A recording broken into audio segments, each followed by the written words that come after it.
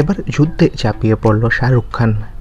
তুমুল যুদ্ধ ভারত পাকিস্তানের, বিস্তারিত জানতে ভিডিওটি দেখুন।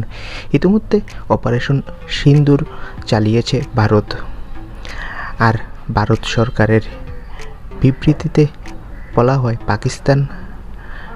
পাকিস্তান অধিকৃত কাশ্মীরে সন্ত্রাসী অবকাঠামো লক্ষ্য করে এই অভিযান চালানো হয়, যেখান থেকে ভারতে সন্ত্রাসী হামলার পরিকল্পনা ও তা বাস্তবায়ন করা হয়েছিল। বিবৃতিতে আরও উল্লেখ করা হয় মোট 9টি জায়গায় নিশানা করা হয়েছে। এর পরপরই দুই দেশে উত্তেজনা বজায় রয়েছে।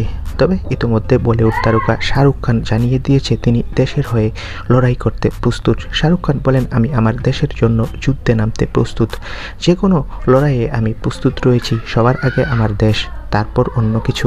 তো বন্ধুরা, এবার শাহরুখ খানও প্রস্তুত তার দেশের হয়ে লড়াই করতে। অন্যদিকে আসাদউদ্দিন ওয়াইসি সহ সকল মুসলিম নেতারা এক হয়েছে দেশের জন্য। এ বিষয়ে তোমাদের মন্তব্য কি, কমেন্ট করে জানাও। ধন্যবাদ।